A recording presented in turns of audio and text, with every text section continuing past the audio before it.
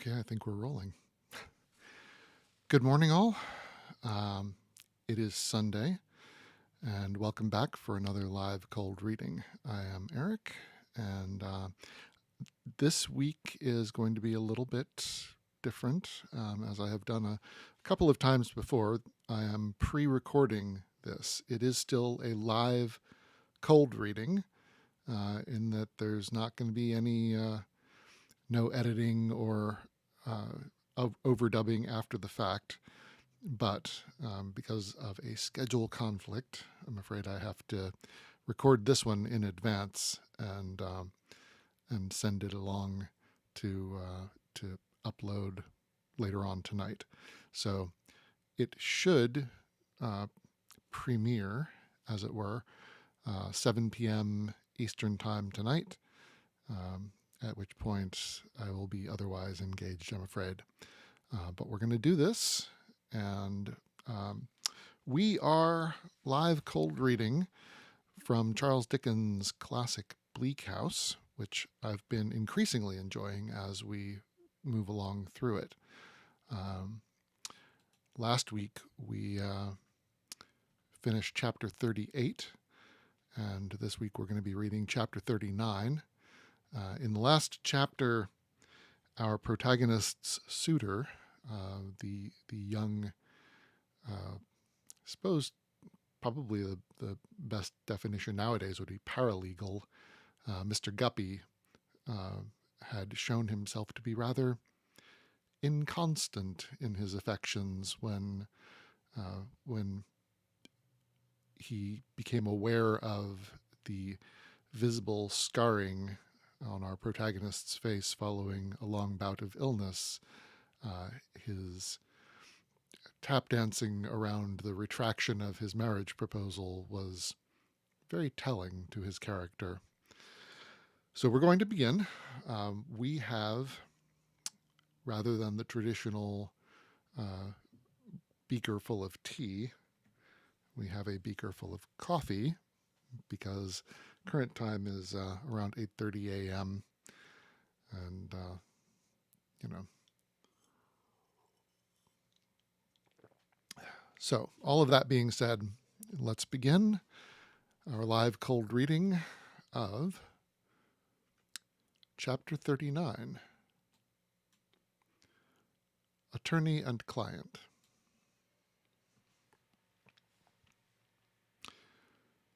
The name of Mr. Vholes, preceded by the legend "Ground Floor," is inscribed upon a doorpost in Simon's Inn, Chancery Lane. A little, pale, wall-eyed, woe-begone inn, like a large dust-bin of 2 compartments and a sifter. It looks as if Simon were a sparing man in his way, and constructed his inn of old building materials which took kindly to the dry rot and to dirt and all things decaying and dismal, and perpetuated Simon's memory with congenial shabbiness. Quartered in this dingy hatchment, commemorative of Simon, are the legal bearings of Mr. Vholes. Mr. Vholes' office, in disposition retiring and in situation retired, is squeezed up in a corner and blinks at a dead wall. 3 feet of knotty-floored dark passage bring the client to Mr. Vholes's jet-black door, in an angle profoundly dark on the brightest midsummer morning, and encumbered by a black bulkhead of cellarage staircase against which belated civilians generally strike their brows. Mr. Vholes's chambers are on so small a scale that one clerk can open the door without getting off his stool, while the other, who elbows him at the same desk, has equal facilities for poking the fire. A smell as of unwholesome sheep, blending with the smell of must and dust, is referable to the nightly, and often daily, consumption of mutton fat in candles, and to the fretting of parchment forms and skins in greasy drawers. The atmosphere is otherwise stale and close. The place was last painted or whitewashed beyond the memory of man, and the two chimneys smoke, and there is a loose outer surface of soot everywhere, and the dull cracked windows in their heavy frames have but one piece of character in them, which is a determination to be always dirty and always shut unless coerced. This accounts for the phenomenon of the weaker of the two, usually having a bundle of firewood thrust between its jaws in hot weather.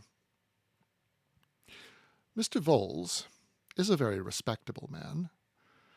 He has not a large business, but he is a very respectable man. He is allowed, by the greater attorneys who have made good fortunes, or are making them, to be a most respectable man. He never misses a chance in his practice, which is a mark of respectability. He never takes any pleasure, which is another mark of respectability. He is reserved and serious, which is another mark of respectability. His digestion is impaired, which is highly respectable, and he is making hay of the grass which is flesh for his 3 daughters, and his father is dependent on him in the Vale of Taunton. The one great principle of the English law is to make business for itself. There is no other principle distinctly, certainly, and consistently maintained through all its narrow turnings.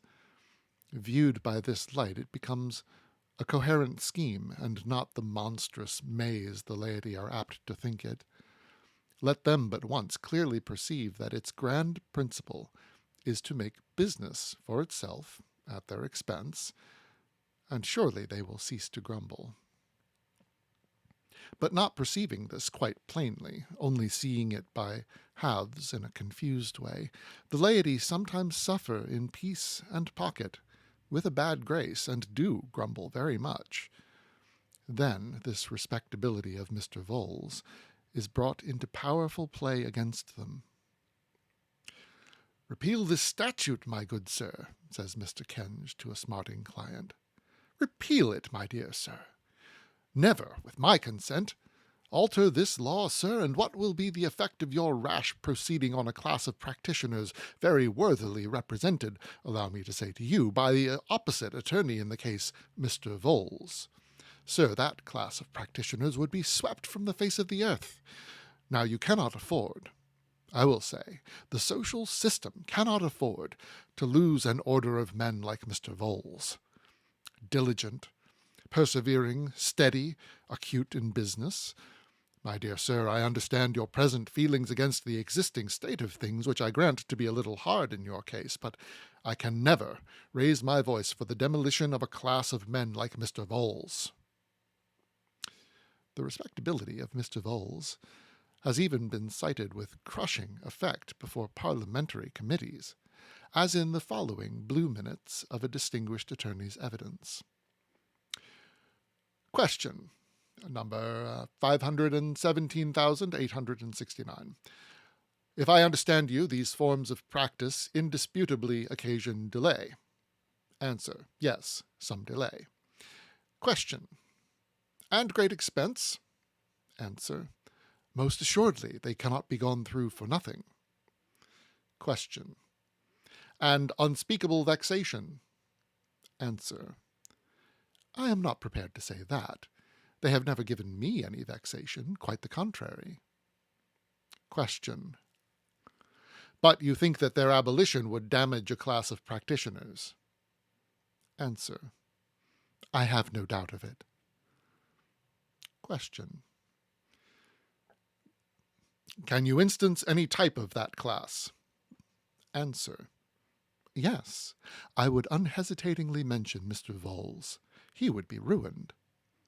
Question. Mr. Vholes is considered, in the profession, a respectable man?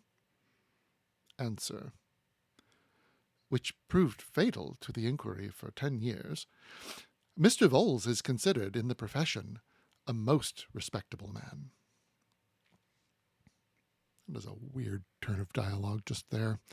I don't know if it is as... I don't know if it makes sense when read out loud. Little narrator's remark there. It's a curious piece of dialogue.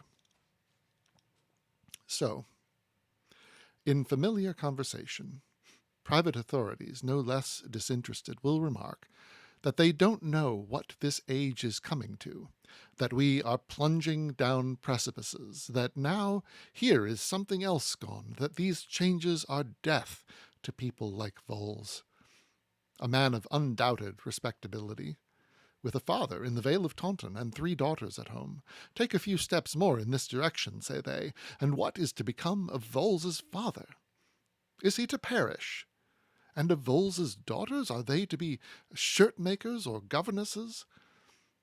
As though Mr. Voles and his relations being minor cannibal chiefs, and it being proposed to abolish cannibalism, indignant champions were to put the case thus: make man-eating unlawful, and you starve the Voleses. In a word, Mr. Voles, with his 3 daughters and his father in the Vale of Taunton, is continually doing duty, like a piece of timber, to shore up some decayed foundation that has become a pitfall and a nuisance. And with a great many people in a great many instances, the question is never one of a change from wrong to right, which is quite an extraneous consideration, but is always one of injury or advantage to that eminently respectable legion, Voles. The Chancellor is, within these 10 minutes, up for the long vacation. Mr. Voles and his young client, and several blue bags hastily stuffed out of all regularity of form, as the larger sort of serpents are in their first gorged state, have returned to the official den. Mr. Voles, quiet and unmoved, as a man of so much respectability ought to be, takes off his close black gloves, as if he were skinning his hands, lifts off his tight hat as if he were scalping himself, and sits down at his desk. The client throws his hat and gloves upon the ground, tosses them anywhere without looking after them or caring where they go, flings himself into a chair, half sighing and half groaning, rests his aching head upon his hand, and looks the portrait of young despair. "Again, nothing done," says Richard. Nothing done." "Don't say nothing done, sir," returns the placid Voles.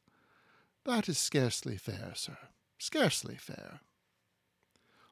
"Why, what is done?" says Richard, turning gloomily upon him. "That may not be the whole question," returns Voles. "The question may branch off into what is doing. What is doing?" "And what is doing?" asks the moody client.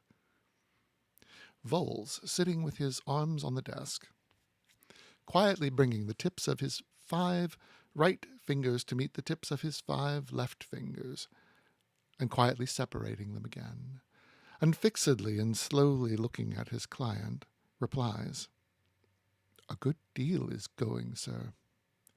Doing, pardon me. A good deal is doing, sir. We have put our shoulders to the wheel, Mr. Carstone, and the wheel is going round." "Yes, with Ixion on it. How am I to get through the next 4 or 5 accursed months?" exclaims the young man, rising from his chair and walking about the room. "Mr. C," returns Voles, following him close with his eyes wherever he goes, "your spirits are hasty, and I am sorry for it on your account. Excuse me if I recommend you not to chafe so much, not to be so impetuous, not to wear yourself out so. You should have more patience. You should sustain yourself better." "I ought to imitate you, in fact, Mr. Voles," says Richard, sitting down again with an impatient laugh, and beating the devil's tattoo with his boot on the patternless carpet. Sir, returns Vholes, always looking at the client as if he were making a lingering meal of him with his eyes as well as with his professional appetite. Sir, returns Vholes, with his inward manner of speech and his bloodless quietude, I should not have had the presumption to propose myself as a model for your imitation, or any man's. Let me but leave the good name to my 3 daughters, and that is enough for me. I am not a self-seeker. But since you mention me so pointedly, I will acknowledge that I should like to impart to you a little of my— Come, sir, you are disposed to call it insensibility, and I am sure I have no objection. Say insensibility. A little of my insensibility. Mr. Vholes, explains the client, somewhat abashed, I had no intention to accuse you of insensibility. I think you had, sir, without knowing it, returns the equable Vholes, very naturally. It is my duty to attend to your interests with a cool head, and I can quite understand that to your excited feelings I may appear at such times as the present insensible. My daughters may know me better, my aged father may know me better, but they have known me much longer than you have, and the confiding eye of affection is not the distrustful eye of business. Not that I complain, sir, of the eye of business being distrustful, quite the contrary. In attending to your interests, I wish to have all possible checks upon me. It is right that I should have them. I court inquiry, but your interests demand that I should be cool and methodical, Mr. Carston, and I cannot be otherwise. No, sir, not even to please you. Mr. Vholes, after glancing at the official cat who is patiently watching a mouse's hole, fixes his charmed gaze again on his young client, and proceeds in his buttoned-up, half-audible voice, as if there were an unclean spirit in him that will neither come out nor speak out. What are you to do, sir, you inquire, during the vacation? I should hope you gentlemen of the army may find many means of amusing yourself if you give your minds to it. If you had asked me what I was to do during the vacation, I could have answered you more readily. I am to attend to your interests. I am to be found here, day by day, attending to your interests. That is my duty, Mr. C., and term time or vacation makes no difference to me. If you wish to consult me as to your interests, you will find me here, at all times alike. Other professional men go out of town. I don't. Not that I blame them for going. I merely say, I don't go. This desk is your rock, sir. Mr. Vholes gives it a rap, and it sounds as hollow as a coffin. Not to Richard, though. There is encouragement in the sound to him. Perhaps Mr. Vholes knows there is. I am perfectly aware, Mr. Vholes, says Richard, more familiarly and more good-humouredly, that you are the most reliable fellow in the world, and that to have to do with you is to have to do with a man of business who is not to be hoodwinked. But put yourself in my case, dragging on this dislocated life, sinking deeper and deeper into difficulty every day, continually hoping and continually disappointed, conscious of change upon change for the worse in myself, and of no change for the better in anything else, and you will find it a dark-looking case sometimes, as I do. You know, says Mr. Vholes, that I never give hopes, sir. I told you from the first, Mr. C., that I never give hopes, particularly in a case like this, where the greater part of the costs comes out of the estate. I should not be considerate of my good name if I gave hopes. It might seem as if costs were my object. Still, When you say there is no change for the better, I must, as a bare matter of fact, deny that. "Aye?" returns Richard, brightening. "But how do you make it out?" "Mr. Carstone, you are represented by, you said just now, a rock." "Yes, sir," gently shaking his head and rapping the hollow desk with a sound as if ashes were falling on ashes and dust on dust. "A rock. That's something. You are separately represented, and no longer hidden and lost in the interests of others. That's something. The suit does not sleep. We wake it up, we air it, we walk it about. That's something. It is not all jaundice, in fact as well as in name. That's something. Nobody has it all his own way now, sir. And that's something, surely." Richard, his face flushing, suddenly strikes the desk with his clenched hand. "Mr. Vholes, if any man had told me when I first went to John Jarndyce's house that he was anything but the disinterested friend he seemed, that he was what he has gradually turned out to be, I could have found no words strong enough to repel the slander. I could not have defended him too ardently. So little did I know of the world. Whereas now I do declare to you that he becomes to me the embodiment of the suit, that in place of its being an abstraction, it is John Jarndyce, that the more I suffer, the more indignant I am with him, that every new delay and every new disappointment is only a new injury from John Jarndyce's hand." "No, no," says Vholes. "Don't say so. We ought to have patience, all of us. Besides, I never disparage, sir. I never disparage." "Mr. Vholes," returns the angry client, "you know as well as I that he would have strangled the suit if he could." "He was not active in it," Mr. Vholes admits with an appearance of reluctance. "He certainly was not active in it, but, however,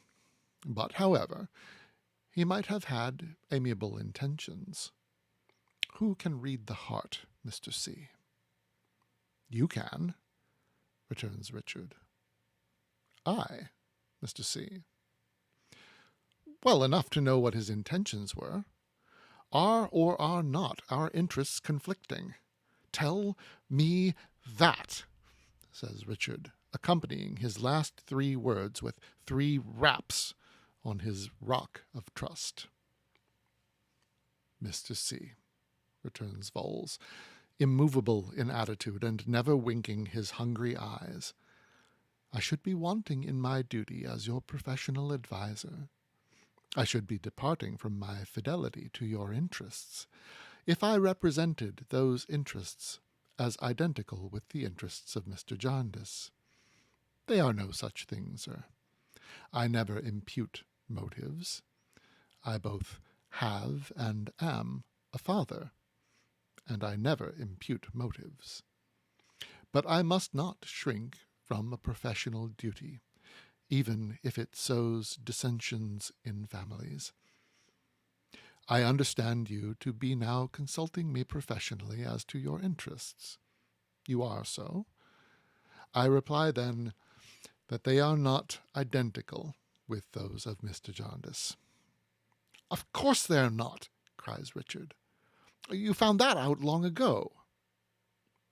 "Mr. C," returns Vholes, "I wish to say no more of any third party than is necessary. I wish to leave my good name unsullied, together with any little property of which I may become possessed through industry and perseverance, to my daughters, Emma, Jane, and Caroline. I also desire to live in amity with my professional brethren. When Mr. Skimpole did me the honour, sir, I will not say the very high honour, for I never stoop to flattery, of bringing us together in this room, I mentioned to you that I could offer no opinion or advice as to your interests, while those interests were entrusted to another member of the profession. And I spoke in such terms as I was bound to speak, of Kenge and Carboy's office, which stands high. You, sir, thought fit to withdraw your interests from that keeping, nevertheless, and to offer them to me. You brought them with clean hands, sir, and I accepted them with clean hands. Those interests are now paramount in this office. My digestive functions, as you may have heard me mention, are not in a good state, and rest might improve them. But I shall not rest, sir, while I am your representative. Whenever you want me, you will find me here. Summon me anywhere, and I will come. During the long vacation, sir, I shall devote my leisure to studying your interests more and more closely, and to making arrangements for moving heaven and earth, including, of course, the Chancellor, after Michaelmas term. And when I ultimately congratulate you, sir, says Mr. Vholes, with the severity of a determined man, when I ultimately congratulate you, sir, with all my heart, on your accession to fortune, which, but that I never give hopes, I might say something further about, you will owe me nothing beyond whatever little balance may then be outstanding of the costs, as between solicitor and client, not included in the taxed cost allowed out of the estate. I pretend to no claim upon you, Mr. C., but for the zealous and active discharge, not the languid and routine discharge, sir, that much credit I stipulate for, of my professional duty. My duty prosperously ended, all between us is ended. Vholes finally adds, by way of rider to this declaration of his principles, that as Mr. Carstone is about to rejoin his regiment, perhaps Mr. C. will favour him with an order on his agent for £20 on account. For there have been many little consultations and attendances of late, sir, observes Vholes, turning over the leaves of his diary, and these things mount up, and I don't profess to be a man of capital. When we first entered on our present relations, I stated to you openly, it is a principle of mine, that there never can be too much openness between solicitor and client, that I was not a man of capital, and that if capital was your object, you had better leave your papers in Kenge's office. No, Mr. C., you will find none of the advantages or disadvantages of capital here, sir. This, Vholes gives the desk one hollow blow again, this is your rock. It pretends to be nothing more. The client, with his dejection insensibly relieved and his vague hopes rekindled, takes pen and ink and writes the draft, not without perplexed consideration and calculation of the date it may bear, implying scant effects in the agent's hands. All the while, Vholes, buttoned up in body and mind, looks at him attentively. And all the while, Vholes's official cat watches the mouse's hole. Lastly, the client, shaking hands, beseeches Mr. Vholes, for heaven's sake and earth's sake, to do his utmost to pull him through the Court of Chancery. Mr. Vholes, who never gives hopes, lays his palm upon the client's shoulder and answers with a smile. Always here, sir. Personally or by letter, you will always find me here, sir, with my shoulder to the wheel. Thus they part, and Vholes, left alone, employs himself in carrying sundry little matters out of his diary into his draft-bill book for the ultimate behoof of his 3 daughters.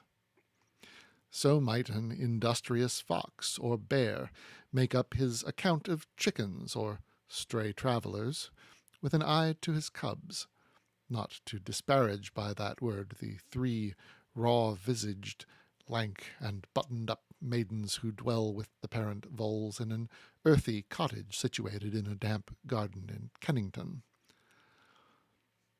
Richard, emerging from the heavy shade of Simon's Inn into the sunshine of Chancery Lane, for there happens to be sunshine there today, walks thoughtfully on, and turns into Lincoln's Inn, and passes under the shadow of the Lincoln's Inn trees.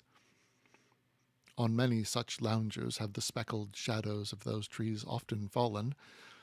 On the like bent head, the bitten nail, the lowering eye, the lingering step, the purposeless and dreamy air, the good consuming and consumed, the life turned sour. This lounger is not shabby yet, but that may come.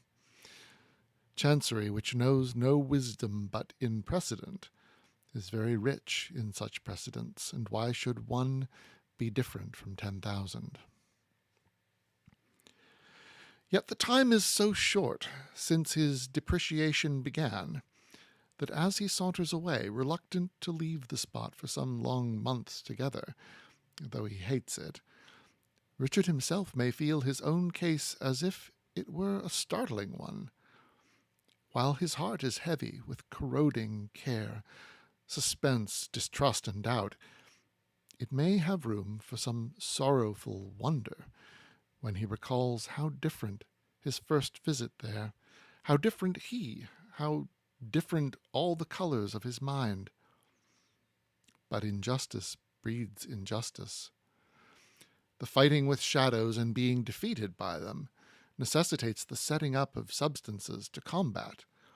From the impalpable suit, which no man alive can understand, the time for that being long gone by, it has become a gloomy relief to turn to the palpable figure of the friend who would have saved him from this ruin and make him his enemy. Richard has told Voles the truth. Is he in a hardened or softened mood? He still lays his injuries equally at that door. He was thwarted in that quarter of a set purpose, and that purpose could only originate in one subject that is resolving his existence into itself. And besides, it is a justification to him in his own eyes to have an embodied antagonist and oppressor. Is Richard a monster in all this? Or would Chancery be found rich in such precedents too, if they could be got for citation from the recording angel? 2 pairs of eyes, not unused to such people, look after him, as, biting his nails and brooding, he crosses the square and is swallowed up by the shadow of the southern gateway. Mr. Guppy and Mr. Weevil are the possessors of those eyes, and they have been leaning in conversation against the low stone parapet under the trees. He passes close by them, seeing nothing but the ground.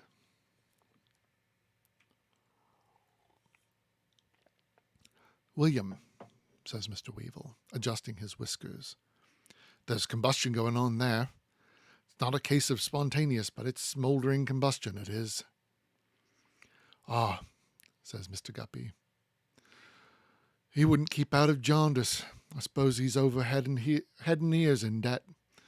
I never knew much of him. He was as high as the monument when he was on trial at our place. Good riddance to me, whether it's clerk or client. Well, Tony, that, as I was mentioning, is what they're up to." Mr. Guppy, refolding his arms, resettles himself against the parapet, as resuming a conversation of interest. "They're still up to it, sir," says Mr. Guppy. "Still taking stock, still examining papers, still going over the heaps and heaps of rubbish. This rate they'll be at it these 7 years. And Small is helping. Small left us at a week's notice. Told Kenge's grandfather's business was too much for the old gentleman. He could better himself by undertaking it. There had been a coolness between myself and Small on account of his being so close, but he said you and I began it, and as he had me there, for we did, I put our acquaintance on the old footing. That's how I come to know what they're up to. You haven't looked in at all. Tony, says Mr. Guppy, a little disconcerted, to be on reserve with you, I don't greatly relish the house, except in your company, and therefore I have not, and therefore I propose this little appointment for our fetching away your things. Well, there goes the hour by the clock. Tony, Mr. Guppy becomes mysteriously and tenderly eloquent. It is necessary that I should impress upon your mind once more that circumstances over which I have no control have made a melancholy alteration in my most cherished plans, and in that unrequited image which I formerly mentioned to you as a friend. That image is shattered, and that idol is laid low. My only wish now, in connection with the objects which I had an idea of carrying out in the court with your aid, as a friend, is to let 'em alone and bury 'em in oblivion. Do you think it possible? Do you think it at all likely? I put it to you, Tony, as a friend, from your knowledge of that capricious and deep old character who fell a prey to the spontaneous element, do you, Tony, think it at all likely that on second thoughts he put those letters away anywhere after you saw him alive, and that they were not destroyed that night? Mr. Weevil reflects for some time, shakes his head. Decidedly not. Tony, says Mr. Guppy as they walk towards the court, once again, understand me as a friend. Without entering into further explanations, I may repeat that the idol is down. I have no purpose to serve now but burial in oblivion. To that I have pledged myself. I owe it to myself, and I owe it to the shattered image, as also to the circumstances over which I have no control. If you was to express to me by a gesture, a wink, that you saw lying anywhere in your late lodgings any papers that so much as looked like the papers in question, I would pitch them into the fire, sir, on my own responsibility. Mr. Weevil nods. Mr. Guppy, much elevated in his own opinion by having delivered these observations, with an air in part forensic and in part romantic, this gentleman having a passion for conducting anything in the form of an examination or delivering anything in the form of a summing up or a speech, accompanies his friend with dignity to the court. Never since it has been a court has it had such a Fortunatus's purse of gossip as in the proceedings at the rag and bottle shop. Regularly every morning at 8 is the elder Mr. Smallweed brought down to the corner and carried in, accompanied by Mrs. Smallweed, Judy, and Bart. And regularly, all day, do they all remain there until 9 at night, solaced by gypsy dinners not abundant in quantity from the cook's shop, rummaging and searching, digging, delving, and diving among the treasures of the late lamented. What those treasures are, they keep so secret that the court is maddened. In its delirium, it imagines guineas pouring out of teapots, crown pieces overflowing punch bowls, old chairs and mattresses stuffed with Bank of England notes. It possesses itself of the sixpenny history, with highly coloured folding frontispiece, of Mr. Daniel Dancer and his sister, and also Mr. Elways of Suffolk, and transfers all the facts from those authentic narratives to Mr. Crook. Twice, when the dustman is called in to carry off a cartload of old paper, ashes, and broken bottles, the whole court assembles and pries into the baskets as they come forth. Many times the two gentlemen who write with the ravenous little pens on the tissue paper are seen prowling in the neighbourhood, shy of each other, their late partnership being dissolved. The soul skilfully carries a vein of the prevailing interest through the harmonic nights. Little swills in what are professionally known as patter allusions to the subject is received with loud applause, and the same vocalist gags in the regular business like a man inspired.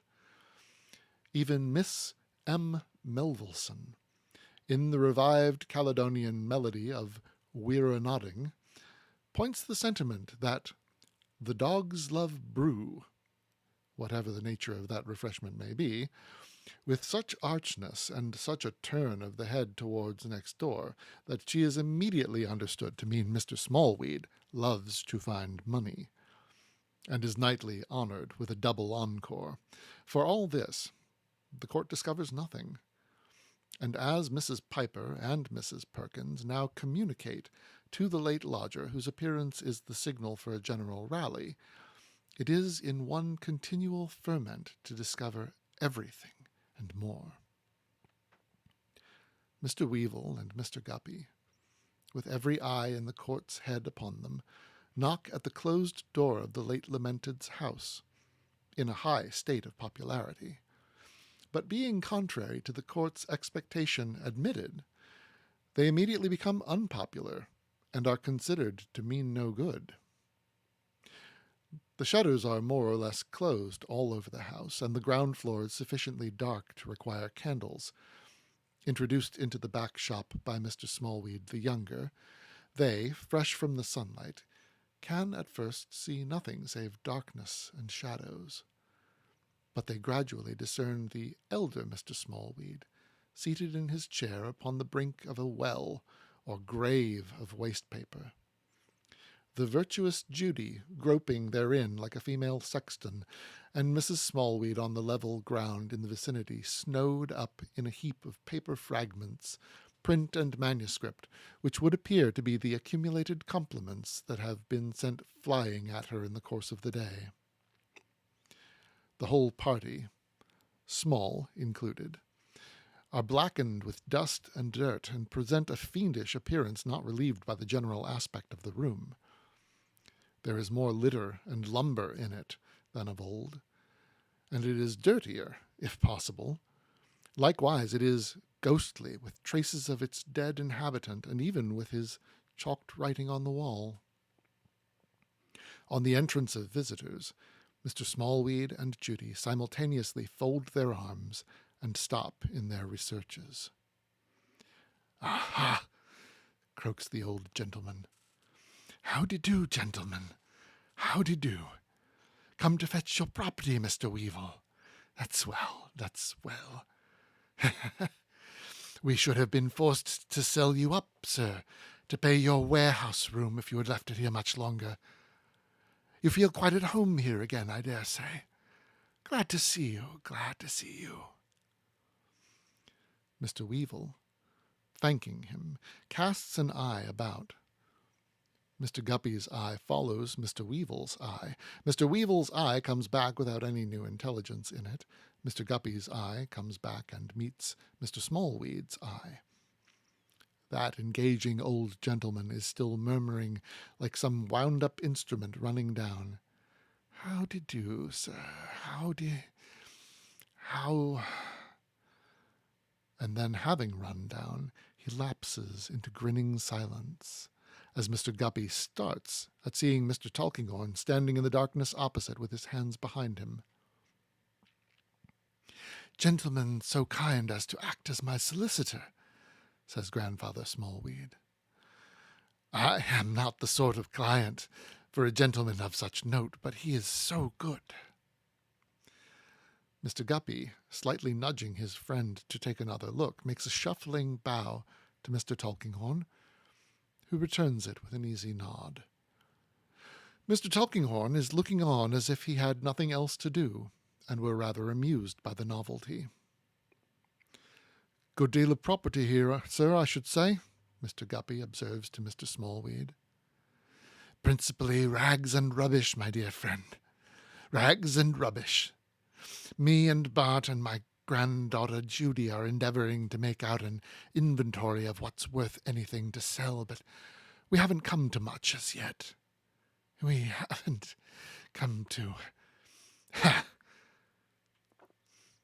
Mr. Smallweed has run down again, while Mr. Weevil's eye, attended by Mr. Guppy's eye, has again gone round the room and come back. Well, sir, says Mr. Weevil, we won't intrude any longer if you'll allow us to go upstairs. Anywhere, my dear sir, anywhere. You're at home. Make yourself so, pray.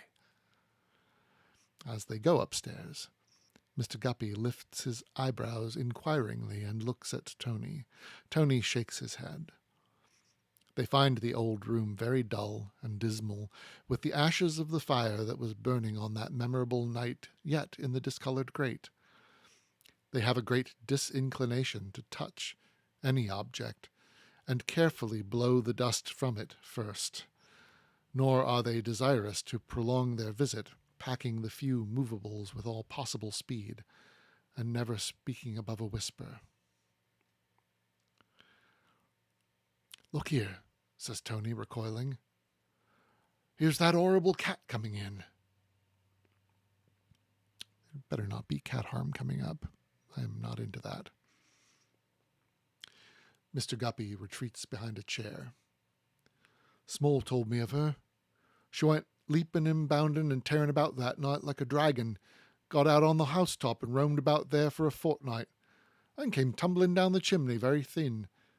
Did you ever see such a brute? Looks as if she knew all about it, don't she? Almost looks as if she was crook.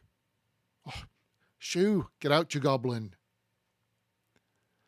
Lady Jane in the doorway, with her tiger snarl from ear to ear and her club of a tail, shows no intention of obeying, but Mr. Tulkinghorn, stumbling over her, she spits at his rusty legs and, swearing wrathfully, takes her arched back upstairs, possibly to roam the housetops again and return by chimney.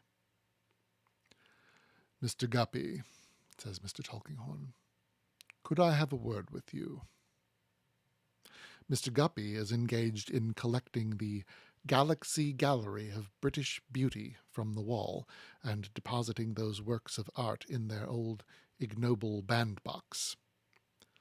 Sir, he returns, reddening, I wish to act with courtesy toward every member of the profession, and especially, I'm sure, towards a member of it so well known as yourself. I will truly add, sir, so distinguished as yourself. Still, Mr. Tulkinghorn, sir, I must stipulate that if you have any word with me, that word is spoken in the presence of my friend. Oh, indeed, says Mr. Tulkinghorn. Yes, sir. My reasons are not of a personal nature at all, but they are amply sufficient for myself. No doubt, no doubt. Mr. Tulkinghorn is as imperturbable as the hearthstone to which he has quietly walked. The matter is not of that consequence that I need put you to the trouble of making any conditions, Mr. Guppy. He pauses here to smile, and his smile is as dull and rusty as his pantaloons. You are to be congratulated, Mr. Guppy. You are a fortunate young man, sir. Pretty well so, Mr. Tulkinghorn. I don't complain. Complain? High friends, free admission to great houses, and access to elegant ladies. Why, Mr. Guppy, there are people in London who would give their ears to be you. Mr. Guppy, looking as if he would give his own reddening and still reddening ears to be one of those people at present, instead of himself, replies, Sir, if I attend to my profession and do what is right by Kenj and Carboy, my friends and acquaintances are of no consequence to them, nor to any member of the profession, not excepting Mr. Tulkinghorn of the Fields. I'm not under any obligation to explain myself further, and with all respect for you, sir, and without offence, I repeat, without offence, oh, certainly, I don't intend to do it. Quite so, says Mr. Tulkinghorn with a calm nod. Very good. I see by these portraits that you take a strong interest in the fashionable great, sir. He addresses this to the astounded Tony, who admits the soft impeachment. A virtue in which few Englishmen are deficient, observes Mr. Tulkinghorn. He has been standing on the hearthstone with his back to the smoked chimney-piece, and now turns round with his glasses to his eyes. Who is this? Lady Dedlock. Ha! A very good likeness in its way, but it wants force of character. Good day to you, gentlemen. Good day. When he has walked out, Mr. Guppy, in a great perspiration, nerves himself to the hasty completion of the taking down of the Galaxy Gallery, concluding with Lady Dedlock. Tony, he says hurriedly to his astonished companion, let us be quick in putting the things together and getting out of this place. It were in vain longer to conceal from you, Tony, that between myself and one of the members of a swan-like aristocracy whom I now hold in my hand, there's been undivulged communication and association. The time might have been when I might have revealed it to you. It never will be more. It is due alike to the oath I've taken, alike to the shattered idol, and alike to circumstances over which I have now control, that the whole should be buried in oblivion. I charge you as a friend by the interests you have ever testified in the fashionable intelligence, and by any little advances with which I may have been able to accommodate you, so to bury it without a word of inquiry. This charge Mr. Guppy delivers in a state little short of forensic lunacy, while his friend shows a dazed mind in his whole head of hair and even in his cultivated whiskers. And that is the end of our chapter. We will return next week, hopefully for an actually live, on-air, live recording, live streaming, I should say. In the meantime, thank you for your consideration on this on this oddity of schedule, and we will see you again. Be well.